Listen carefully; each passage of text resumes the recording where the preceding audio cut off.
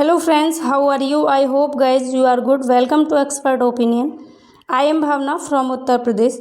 तो फ्रेंड्स, आज की इस क्लास में हम डिस्कस करेंगे कुछ महत्वपूर्ण क्वेश्चन सीडीपी से रिलेटेड जो आपको हेल्प करेंगे आने वाली परीक्षाओं में। खासकर टारगेट रहेगा रीट से रिलेटेड क्वेश्चन होंगे और इम्पोर्टेंट रहेंगे, आपको हेल्प करेंगे ही करेंगे। इसके अलावा मैं इसकी क्यूज भी आपके लिए तैयार करूंगी टेस्ट, तो आप लोग इसको बहुत ध्यान से आंसर करेंगे और आंसर भी आपको साथ में मिलेंगे। बस आपकी प्रैक्टिस और मल्टीपल टाइप के क्वेश्चन से आप अवगत हो पाएंगे, ये मेरा उद्देश्य है। ईसा की 16वीं सदी में मनोविज्ञान को क्या कहा जाता था? आत्मा का विज्ञान, मन का विज्ञान, मस्तिष्क का, व्यवहार का। तो इसका करेक्ट आंसर है ऑप्शन फर्स्ट, आत्मा का विज्ञान। 16वीं सदी में जब मनोविज्ञान का आरंभ हुआ था, मनोविज्ञान उभर कर आया था, तो इसको आत्मा का विज्ञान जाना जाता था। इसके बाद में फिर धीरे धीरे मन का विज्ञान हुआ, फिर चेतना का विज्ञान हुआ और फिर आज के टाइम में अगर पूछा जाए कि वर्तमान में मनोविज्ञान का स्वरूप क्या है, तो वर्तमान में मनोविज्ञान को व्यवहार के विज्ञान के नाम से जानते हैं, आपको याद रखना है। नेक्स्ट क्वेश्चन आपकी स्क्रीन पर है, मनोविज्ञान व्यवहार का शुद्ध विज्ञान है। उपर्युक्त कथन किसका है? सी वुडवर्थ का, वॉटसन का, स्किनर का या चार्ल्स डार्विन का। तो इसका करेक्ट आंसर है वॉटसन का। मनोविज्ञान को व्यवहार का शुद्ध विज्ञान कहने वाले मनोवैज्ञानिक हैं वॉटसन। और वॉटसन ने एक बात कही कि मुझे आप कोई भी बच्चा दो, मैं उसे जो चाहे बना सकता हूँ, डॉक्टर, इंजीनियर, ठग, चोर, जो चाहे वो बना सकता हूँ। तो डिपेंड करता है कि आप बच्चे को कैसा एनवायरनमेंट देते हैं। व्यवहार पर पूरा फोकस किसका है? वॉटसन का है। तो इस क्वेश्चन का सेकंड ऑप्शन करेक्ट आंसर है। क्वेश्चन नंबर 3, जीवन की संघर्षपूर्ण परिस्थितियों के प्रति मानव तथा पशु की संपूर्ण प्रतिक्रिया ही व्यवहार है। उपर्युक्त कथन किसका है? तो इसका करेक्ट आंसर होगा जेम्स ड्रेवर। जेम्स ड्रेवर ने ये बात कही कि मनुष्य के जीवन की, हमारी लाइफ में हम जितना भी स्ट्रगल करते हैं, स्ट्रगल पूर्ण जो परिस्थितियां होती हैं, कंडीशंस होती हैं, उन कंडीशंस के प्रति हमारी जो प्रतिक्रिया होती है वही व्यवहार है। ये बात किसने कही? जेम्स ड्रेवर ने कही। जो भी हमारे सामने परिस्थिति आती हैं उनके प्रति हमारा व्यवहार कैसा है, यही क्या है, उनके प्रति हमारी प्रतिक्रिया क्या है, यही व्यवहार है। जैसे हर एक व्यक्ति के सामने परिस्थिति आती हैं, सिचुएशंस आती हैं, उनमें हम किस तरीके की प्रतिक्रिया करते हैं, ये हमारा व्यवहार है। ठीक है, अगला क्वेश्चन, मनोविज्ञान शिक्षा का आधारभूत विज्ञान है, यह कथन किसका है? तो ये कथन है स्किनर का। स्किनर कहते हैं कि मनोविज्ञान जो है ये शिक्षा का आधारभूत विज्ञान है। ठीक है, कौन कहते हैं? स्किनर। स्किनर से आपको दो चीज़ें याद रखनी हैं। स्किनर बोलते हैं कि बच्चा अनुकरण कर करके सीखता है। दूसरी बात, स्किनर ने अभिप्रेरणा जो है, प्रेरणा या अभिप्रेरणा को सीखने में सबसे ज़्यादा वरीयता दी है किसने? स्किनर ने। स्किनर कहते हैं कि बच्चे को मोटिवेशन जैसे जैसे मिलता है वैसे ही बच्चा सीखता जाता है। ठीक है, मोटिवेशन मिलते ही बच्चा सीखता जाएगा। तो ये बात कौन कहेंगे? स्किनर महोदय कहेंगे।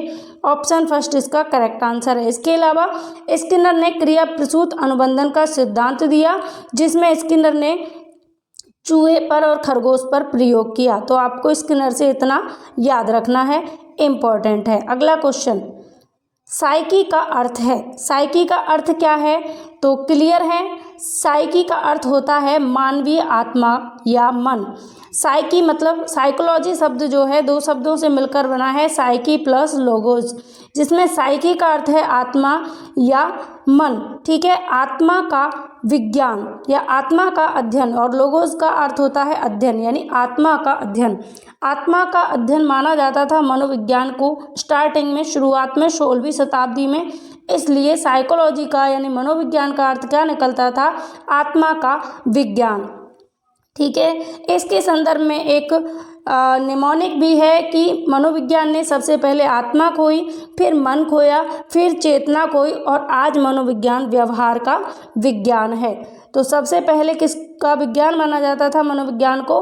मन, आत्मा का मनोविज्ञान। ठीक है, अगला क्वेश्चन, वुडवर्थ ने सबसे पहले निर्माण किया, किसका निर्माण किया? प्रश्नावली विधि का। वुडवर्थ ने सबसे पहले किसका निर्माण किया? तो प्रश्नावली विधि का सबसे पहले निर्माण किया। इसलिए क्वेश्चन बनता है कि प्रश्नावली विधि के जनक कौन हैं? तो वुडवर्थ हैं। या वुडवर्थ ने कौन सी विधि दी? तो प्रश्नावली विधि वुडवर्थ ने दी थी, आपको याद रखना है। नेक्स्ट क्वेश्चन, मनोचिकित्सा किन के लिए प्रयुक्त होती है? तो मनोचिकित्सा प्रयोग होती है मनोरोगियों के लिए। किन के लिए? मनोरोगियों के लिए। ऑप्शन बी इसका करेक्ट आंसर है। मनोचिकित्सा मनोरोगियों के लिए प्रयोग की जाती है, विकलांगों के लिए नहीं, टीबी के रोगियों के लिए नहीं, बल्कि मनोरोगियों के लिए। मन से पता लग रहा है मनोचिकित्सा यानी मन के रोगी, जो मानसिक रोगी हैं उनके लिए मनोचिकित्सा का प्रयोग किया जाता है। क्वेश्चन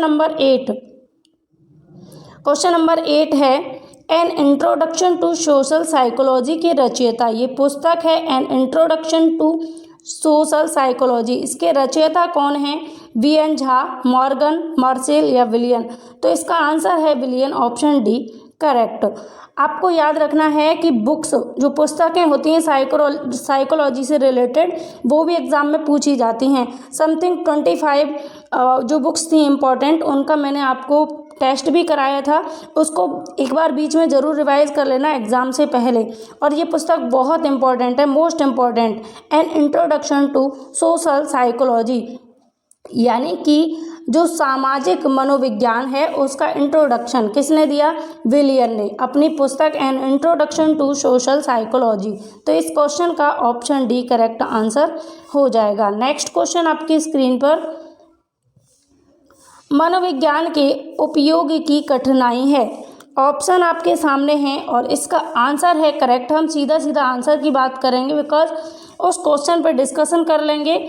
और सबसे बड़ी बात है कि मैं आपके लिए टेस्ट तैयार करूंगी, तो आपको उसमें अपने आप को एनालाइज करना है कि आप कितना सीख पाए। तो मनोविज्ञान के उपयोग की कठिनाई क्या है? मनोविज्ञान परीक्षण मूल्य की दृष्टि से इतने महंगे होते हैं कि सभी पाठशालाओं में उन्हें उपलब्ध नहीं कराया जा सकता। इसके अलावा और भी दिया है, मनोविज्ञान की जानकारी का उपयोग सभी शिक्षक कुशलतापूर्वक कर सकते हैं। ये बात सही है, इसलिए गलत है। मनोविज्ञान में उपकरण परिस्थिति सापेक्ष नहीं होते, ये बात भी सही है।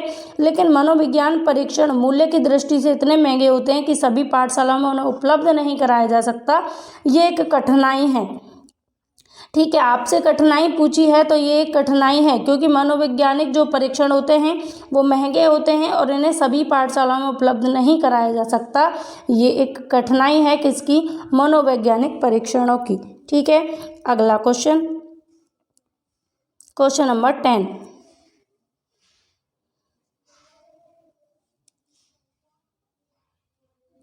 Psychology from the stand point of behaviourist किसकी रचना है? तो ये रचना है वॉटसन की। बिहेवियरिस्ट रिलेटेड, बिहेवियर से रिलेटेड 2-3 पुस्तकें हैं जो वॉटसन की हैं। याद रखिएगा, मैंने भी 2 पुस्तकें कराई वॉटसन की, तो ये पुस्तक भी किसकी है? वॉटसन की है, इंपॉर्टेंट है, याद रखेंगे। Psychology from the stand point of behaviourist, ये किसकी रचना है? वॉटसन की रचना है, याद रखेंगे। अगला,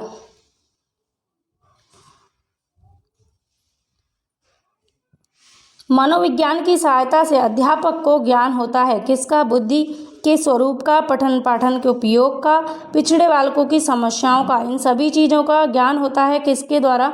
मनोविज्ञान के द्वारा। जो शिक्षक मनोविज्ञान नहीं पढ़ रहे, जिन्होंने मनोविज्ञान को नहीं पढ़ा, वो अच्छे शिक्षक वास्तव में नहीं बन सकते, क्योंकि एक शिक्षक बनने के लिए मनोविज्ञान को पढ़ना जरूरी है। इसीलिए बीएड, बीटीसी, डीएलएड, बीएसटीसी जो भी होता है, उन सब में मनोविज्ञान सब्जेक्ट जो है 4 सेमेस्टर में कंपलसरी होता है। इसके बाद में आप TET, CTET, UPTET, REET, TSSS, ये कोई भी टीचिंग एग्जाम की जब तैयारी करते हैं तो आपको मनोविज्ञान कंपलसरी दिया जाता है। इसका एक ही रीज़न है कि आप शिक्षक बनने वाले हैं और आप बेहतर शिक्षक तब तक नहीं बन सकते जब तक आप मनोविज्ञान नहीं पढ़ लेते। अगला क्वेश्चन, क्वेश्चन नंबर 11,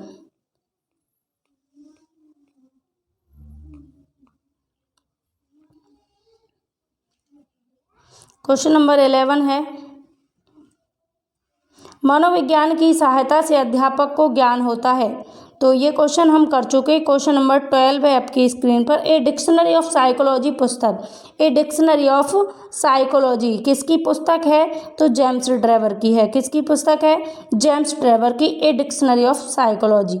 ठीक है, याद रखेंगे। अगला क्वेश्चन, जब मनोविज्ञान अपनी स्वयं की मानसिक दशा का निरीक्षण करता है तो वह पद्धति कहलाती है? अंतःदर्शन पद्धति, बहिर्दर्शन, ए और बी दोनों, इनमें से कोई नहीं।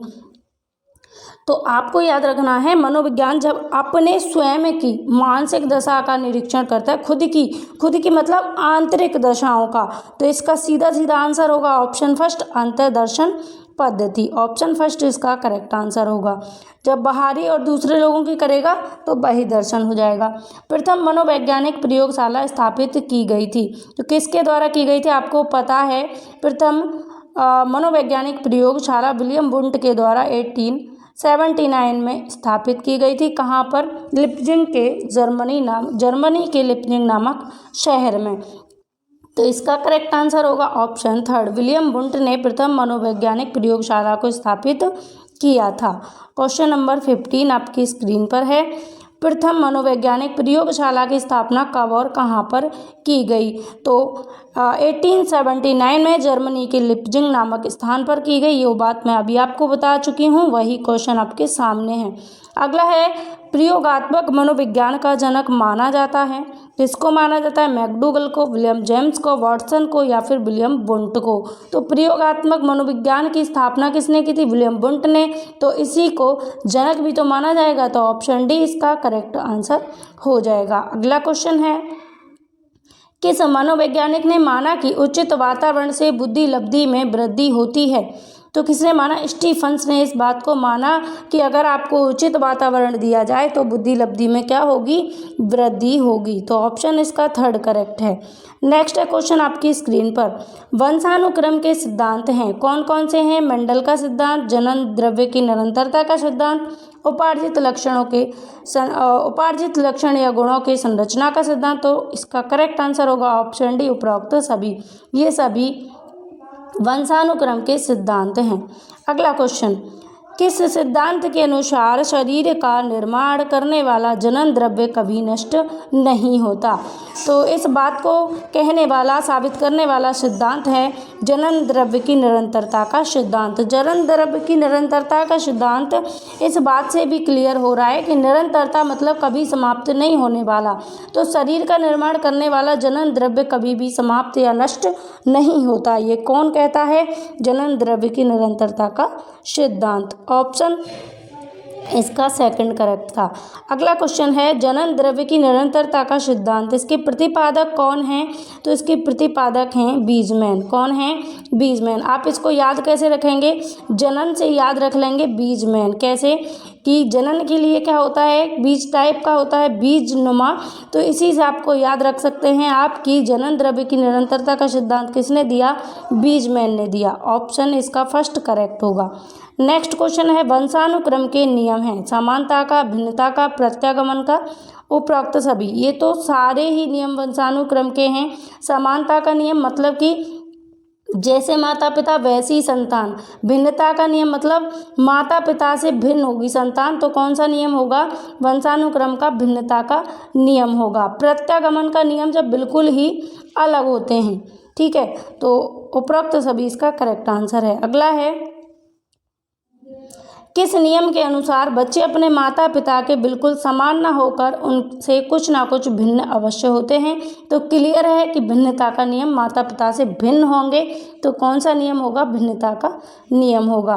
व्यक्ति का विकास किसका परिणाम होता है? वंशानुक्रम प्लस वातावरण, वंशानुक्रम प्लस गुणा वातावरण, वंशानुक्रम माइनस वातावरण, उपरोक्त सभी। तो क्लियर है सबको, वंशानुक्रम गुणा वातावरण दोनों का गुणनफल होता है क्या? व्यक्ति का विकास। वातावरण और वंशानुक्रम दोनों का गुणन होता है।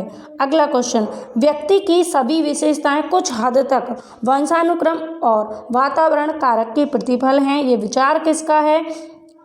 तो ये विचार है विर्ग व हंट के। किसके हैं? विर्ग व हंट के। तो ऑप्शन डी इसका करेक्ट आंसर है कि मनुष्य का जो विकास है, हम लोग का जो विकास है वो वंशानुक्रम यानी आनुवंशिकता और वातावरण दोनों का क्या है? गुणनफल है, प्रतिफल है। ये बात किसने कही? विर्ग और हंट ने कही। इंपॉर्टेंट क्वेश्चन है, याद रखिएगा, कई बार एग्जाम में बन जाता है। क्वेश्चन है नेक्स्ट, बालक की मूल शक्तियों का कारण उसका वंशानुक्रम होता है, ये कथन किसका है? तो ये कथन है थॉर्नडाइक का। थॉर्नडाइक महोदय कहते हैं कि व्यक्ति की जो मूल शक्ति होती है, मूल यानी उसका जो बेसिक बिल्कुल जहाँ से उसकी बनावट हुई, वो मूल शक्तियाँ जो होती हैं वो वंशानुक्रम होती हैं। ये बात किसने कही? थॉर्नडाइक ने कही। थॉर्नडाइक ने प्रयास एवं त्रुटि का सिद्धांत दिया, प्रयोग किया बिल्ली पर। मैंने आपको कई बार याद कराया है, टी से थॉर्नडाइक और बी से बिल्ली। तो थॉर्नडाइक ने किस पर प्रयोग किया था? बिल्ली पर प्रयोग किया था। भूखी बिल्ली थी और उसके सामने क्या रख दिया था? मछली का टुकड़ा। इस तरीके से प्रयोग किया और इन्होंने ये साबित किया था, एसआर बॉन्ड थ्योरी दी थी, यानी कि स्टिमुलस होगा तो अनुक्रिया होगी। ठीक है, आपको याद रखना है। प्रयास और त्रुटि का सिद्धांत की बार बार अभ्यास करने से व्यक्ति अपने लक्ष्य तक पहुंच जाता है। और सीखने के अधिगम के 3 नियम इन्होंने बताए थे, तत्परता का नियम, अभ्यास का नियम और प्रभाव का नियम। याद रखिएगा, थॉर्नडाइक बहुत इंपॉर्टेंट है। अगर आप साइकोलॉजी पढ़ रहे हैं तो आपको थॉर्नडाइक जानना बहुत ज़रूरी है। एमिल पुस्तक, एमिल पुस्तक जो है ये किसकी है? ये बहुत इंपॉर्टेंट है, बार बार एग्जाम में पूछी जाती है एमिल पुस्तक। तो इसके लेखक हैं रूसो। रूसो ने ये पुस्तक लिखी थी, एमिल। अगला क्वेश्चन, विकासात्मक मनोविज्ञान के प्रवर्तक हैं। विकासात्मक मनोविज्ञान, संज्ञानात्मक मनोविज्ञान, इसके प्रवर्तक कौन हैं? जीन पियाजे। तो जीन पियाजे ने संज्ञानात्मक विकास का सिद्धांत या विकासात्मक मनोविज्ञान का सिद्धांत दिया। इनके सिद्धांत को विकासात्मक संज्ञानात्मक विकास का सिद्धांत के नाम से भी जानते हैं। जीन पियाजे ने बच्चे के सीखने की 4 स्टेजेस की बात की, 4 स्टेज की बात की कि 4 स्टेजों में बच्चा कैसे कैसे सीखता है, कौन सी स्टेज पर कितना सीखता है, कितने बच्चे में बदलाव होते हैं। चारों स्टेज के नाम आपको याद रखने हैं। क्या है? पहली स्टेज जो है, पहली अवस्था जो है वो क्या है? 0 से 2 वर्ष की है, जिसको हम क्या कहते हैं? 0 से 2 वर्ष इंद्रियगामक अवस्था, यानी बच्चा अपनी इंद्रियों के द्वारा सीखता है। उसके बाद पूर्व संक्रियात्मक अवस्था 2 से 7 वर्ष, फिर 7 से 11 वर्ष मूर्त संक्रियात्मक अवस्था और 11 से एवं अमूर्त संक्रियात्मक अवस्था या फिर औपचारिक संक्रियात्मक अनौपचारिक संक्रियात्मक अवस्था। ठीक है, ऐसे याद रखेंगे, मूर्त अमूर्त। ठीक है, इंद्रियगामक, फिर पूर्व संक्रियात्मक अवस्था, मूर्त संक्रियात्मक अवस्था और अमूर्त संक्रियात्मक अवस्था। अगला क्वेश्चन, बाल चिंतन की भाषा ग्रंथ किसने प्रकाशित किया? तो इसका भी करेक्ट आंसर होगा ऑप्शन फर्स्ट, जीन पियाजे। बाल चिंतन, बच्चे का चिंतन क्या है, इसके बारे में जीन पियाजे ने बात की और इन्होंने बच्चे को नन्हा वैज्ञानिक भी कहा। नन्हा वैज्ञानिक है, बच्चा अपने कार्यों को खुद से दिशा देता है, बस उसको किसकी ज़रूरत है? एनवायरनमेंट की। उसके सामने बस ऐसा एटमॉस्फेयर, ऐसा एनवायरनमेंट तैयार कर दिया जाए जिससे बच्चा खुद से सीख सके। करके सीखने पर ज़्यादा फोकस करते हैं, बच्चा खुद से करके सीख सकता है उसको अगर अवसर दिए जाए। ये बात कौन कहते हैं? जीन पियाजे कहते हैं। जीन पियाजे ने सबसे ज़्यादा वरीयता दी है विचार को, चिंतन को, कि बच्चा जो है चिंतन करता है खुद से। ठीक है, याद रखिएगा। अध्ययन संबंधी प्रथम पत्रिका पेडागॉजिकल सेमिनरी किसने प्रारंभ की? इसका करेक्ट आंसर है स्टैनले हॉल। किसने? स्टैनले हॉल ने। ऑप्शन इसका थर्ड करेक्ट है। अध्ययन संबंधी प्रथम पत्रिका किसने प्रकाशित की? स्टैनले हॉल ने। थर्ड ऑप्शन इसका करेक्ट है। नेक्स्ट क्वेश्चन है, फील्ड ऑफ साइकोलॉजी के रचयिता। इस क्वेश्चन को, इस बुक को तो मैं जो बुक्स वाला मैंने आपको टेस्ट कराया था उसमें भी करा चुकी हूँ। गिलफर्ड की ये पुस्तक है, field of psychology. Option third इसका करेक्ट आंसर हो जाएगा। नेक्स्ट है, शताब्दियों पूर्व मनोविज्ञान को किसकी शाखा माना जाता था? तो शताब्दियों पूर्व जो मनोविज्ञान था इसको दर्शन शास्त्र की एक शाखा के रूप में माना जाता था, लेकिन आज मनोविज्ञान व्यवहार का मनोविज्ञान है, व्यवहार का विज्ञान है, उभर कर आया एक अलग सब्जेक्ट के रूप में। और इसका जो अध्ययन था वो 16वीं शताब्दी से आरंभ हुआ, उसके बाद में आत्मा का विज्ञान हुआ, उसके बाद फिर मन का, फिर मस्तिष्क का, चेतना का, और उसके बाद आज जो मनोविज्ञान है वो व्यवहार का मनोविज्ञान हो गया। अगला क्वेश्चन है, मनोविज्ञान को स्वतंत्र विषय बनाने के लिए सबसे पहली परिभाषा दी है। आत्मा का विज्ञान, मन या मस्तिष्क का विज्ञान, चेतना का विज्ञान या व्यवहार का विज्ञान। तो मनोविज्ञान को स्वतंत्र विषय बनाने के लिए सबसे पहली परिभाषा दी गई आत्मा का विज्ञान। तो मनोविज्ञान को सबसे पहले आत्मा का विज्ञान कहा गया, फिर मन या मस्तिष्क का विज्ञान कहा गया, फिर चेतना का विज्ञान, और आज मनोविज्ञान क्या है? व्यवहार का विज्ञान है। तो ऑप्शन फर्स्ट इसका करेक्ट है, क्योंकि आपसे पूछा है सबसे पहली परिभाषा। अगर आपसे पूछी जाती कि वर्तमान परिभाषा, तो वर्तमान हो जाती व्यवहार का विज्ञान। नेक्स्ट क्वेश्चन, इटली के मनोवैज्ञानिक पाम्पनोजी ने मनोविज्ञान को माना मन या मस्तिष्क का विज्ञान, चेतना का विज्ञान, या फिर आत्मा का विज्ञान, या व्यवहार का विज्ञान। तो आपको याद रखना है, इटली के मनोवैज्ञानिक पाम्पनोजी, इन्होंने मन या मस्तिष्क का विज्ञान कहा, किसको? मनोविज्ञान को। तो ऑप्शन सेकंड इसका करेक्ट आंसर होगा। अगला है, चेतना का विज्ञान मानने वाले मनोवैज्ञानिक थे। ऑप्शन क्या है आपके सामने?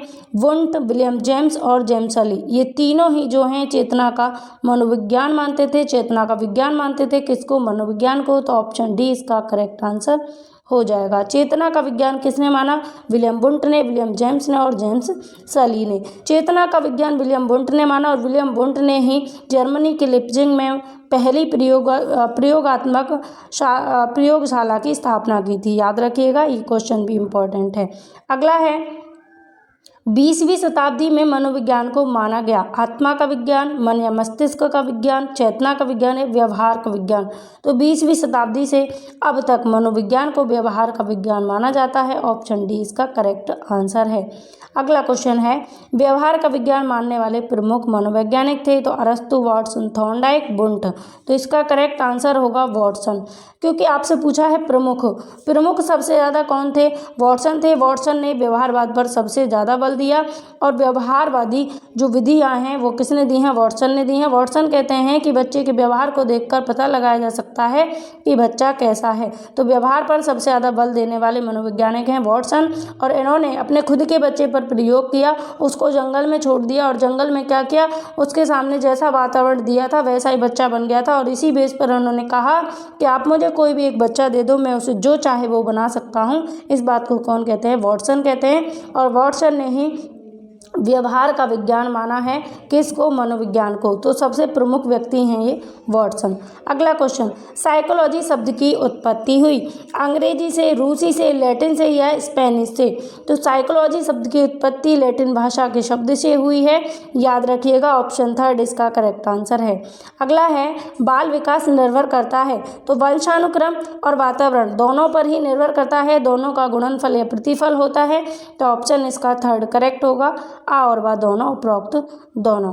क्वेश्चन है आपके सामने 39, एक बाल केंद्रित कक्षा में बच्चे सामान्यतः सीखते हैं शिक्षक से, वैयक्तिक रूप से, समूह से, या वैयक्तिक और सामूहिक रूप से? तो देखिए, बाल केंद्रित शिक्षा है, उसमें बच्चा वैयक्तिक रूप से भी सीखेगा और सामूहिक रूप से भी सीखेगा। तो आ और बा दोनों, यानी मतलब कहने का ये वैयक्तिक और सामूहिक रूप से दोनों रूपों से सीखेगा। तो डी इसका करेक्ट आंसर होगा। अगला क्वेश्चन है, डिसलेक्सिया की समस्या मुख्य रूप से संबंधित है पढ़ने से, बोलने और सुनने से, या सुनने से? तो ध्यान रखिएगा, डिसलेक्सिया जो है ये पठन विकार है। कैसा विकार है? पठन विकार है ना, लर्निंग डिसऑर्डर है। तो इसका करेक्ट आंसर होगा ऑप्शन फर्स्ट, पढ़ने से संबंधित ये समस्या है। इसके अलावा आपको याद रखना है, डिसलेक्सिया की जगह अगर आपसे डिसग्राफिया पूछा जाता तो डिसग्राफिया हो जाता लेखन संबंधित। डिसकैलकुलिया पूछा जाता तो गणना संबंधित हो जाता, मैथ में जोड़ घटाव से संबंधित हो जाता डिसकैलकुलिया। डिसलेक्सिया, डिसग्राफिया, डिसकैलकुलिया, ठीक है। एक होता है डिस्थीमिया। तो डिस्थीमिया में क्या होता है? बच्चा जो गंभीर रूप से क्या हो जाता है? तनाव में आ जाता है, तो होता है डिस्थीमिया। तो याद रखिएगा, ये इंपॉर्टेंट है, एग्जाम में बार बार पूछे जाते हैं। अगला क्वेश्चन है, शिक्षण से अधिगम पर बल देने वाला परिवर्तन हो सकता है बाल केंद्रित शिक्षा पद्धति अपनाकर, रटने को प्रोत्साहन देकर, अग्र शिक्षण की तकनीक अपनाकर या परीक्षा परिणाम पर केंद्रित होकर। आपसे क्वेश्चन क्या कह रहा है, शिक्षण से अधिगम पर बल देने वाला परिवर्तन हो सकता है, तो बाल केंद्रित पद्धति को अपनाकर। ऑप्शन फर्स्ट इसका करेक्ट आंसर हो जाएगा। ठीक है, बाल केंद्रित पद्धति सबसे ज़्यादा इम्पोर्टेंट है कि बच्चा हमारा केंद्र बिंदु में होना चाहिए, तो क्या होगा, परिवर्तन होगा बच्चे के व्यवहार में, बच्चा अच्छे तरीके से सीख पाएगा, क्योंकि उसकी हर एक ज़रूरत को हम ध्यान में रखेंगे कब, जब बच्चा केंद्र बिंदु में होगा। केंद्र में बच्चा होगा और शिक्षक कैसे होगा, परामर्शदाता होगा, नेतृत्व करता होगा, और शिक्षक इसके अलावा परामर्श देने वाला, सुविधा देने वाला, सुविधादाता, एक फैसिलिटेटर होगा, बच्चे को एडवाइस दे सकता है शिक्षक, लेकिन कैसे, बच्चे को केंद्र में रखकर, बच्चे की ज़रूरतें, आवश्यकताएं, उसकी नीड्स क्या हैं, बच्चे को इंटरेस्ट क्या है, बच्चा कैसे सीखता है, सारी चीज़ों को ध्यान में रखकर। तो फ्रेंड्स, आज की इस क्लास में 41 क्वेश्चन को हमने डिस्कस किया, जो बहुत इंपॉर्टेंट है, आपकी परीक्षा से संबंधित डेटा था, जो आपको हेल्प करेगा आने वाली परीक्षाओं में। अगर क्वेश्चन आपको पसंद आए हों और आप चाहते हैं कि ऐसे ही क्वेश्चन मैं आपके लिए और भी लेकर आऊँ, तो ज़रूर कमेंट करके बताएं। इसके अलावा टेलीग्राम ग्रुप को ज़रूर ज्वाइन करें, मिशन सरकारी मास्टर। यहाँ पर मैं आज की क्लास में 41 जो क्वेश्चन हैं इनको लेकर आऊँगी। इसके अलावा समथिंग इतने ही क्वेश्चन और लेकर आऊँगी, तो मैं कोशिश करूँगी कि आपको 60+ या फिर 80+ या 100 भी कर सकती हूँ। ये आज आपके लिए टीचर्स डे का गिफ्ट है, तो याद रखिएगा। और इसके अलावा आप सभी को शिक्षक दिवस की बहुत बहुत शुभकामनाएं। मेरे भावी शिक्षक आने वाले 2022 में आप सभी की नियुक्ति हो जाए। जितने भी पर्सन, जितने भी लर्नर्स मेहनत कर रहे हैं, रियल मेहनत जो कर रहे हैं, जो त्याग कर रहे हैं अपनी सारी इच्छाओं का, आकांक्षाओं का, घूमने फिरने का, उन सब का सिलेक्शन जरूर होना चाहिए। ये मेरी आज ईश्वर से प्रार्थना है। और आप सभी को एक बार पुनः शिक्षक दिवस की बहुत बहुत शुभकामनाएं। मिशन सरकारी मास्टर, जहां से आपको मास्टर बनने के लिए पूरा मार्गदर्शन किया जाता है, मार्ग आपको दिखाया जाता है अच्छा, और आपको बेहतर कंटेंट दिया जाता है। इसको ज़रूर ज्वाइन करें, मिशन सरकारी मास्टर। चलिए मिलेंगे हम ग्रुप में ही, ठीक है। तो क्विज में आप ज़रूर मिलें। और आपके लिए monthly current affair Madan sir के द्वारा रखा गया, उसको करेंगे, उसके बाद में CDP करेंगे। तो चलिए, बाय बाय, टेक केयर।